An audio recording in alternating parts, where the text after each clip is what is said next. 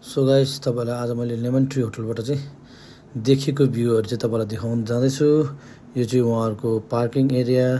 यहाँबाट चाहिँ मजाले माथिको भ्यूहरु देख्दै छ अनि बिल्डिङ पनि कति राम्रोसँग उज्यालो देखिन्छ क्या। अनि यो साइडको एरिया चाहिँ उहाँहरुको पार्किङ रहेछ अनि मिटिङ हल जस्तो रहेछ यता चाहिँ हैन।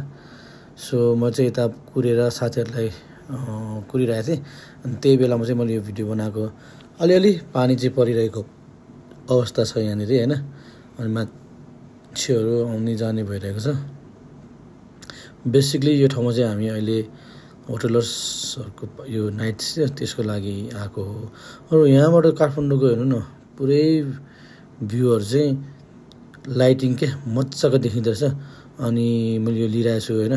तर म माथि गएपछि फेरि तपाईहरुलाई चाहिँ जुन यसको रियल भिडियो आई मिन भ्यूहरु छ त्यो चाहिँ तपाईहरुलाई म देखाउन चाहन्छु हैन। सो मैले अहिले चाहिँ यहाँबाट क्लिक गर्दैछु नर्मली। सो अलिअलि पानी परेको भएर चाहिँ अनि यो चाहिँ हल्का माथि पुगेर तपाईहरुलाई देखाउँदैछु यो पार्किङ एरिया उहाँहरुको हैन। अनि लाइटिङ भइरहेको छ मजाको है, पानी परिरहेको छ अनि त्यही नै हो।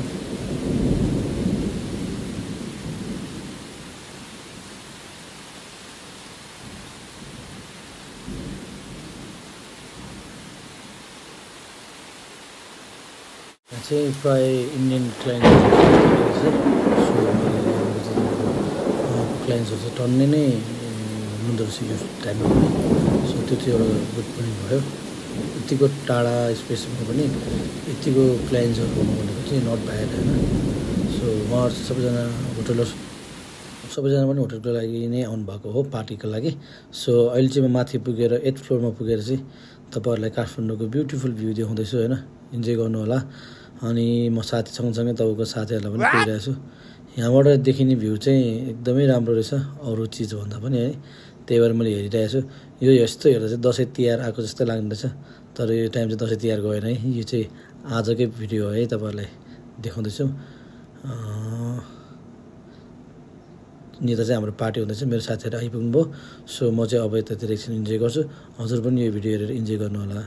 Thank you.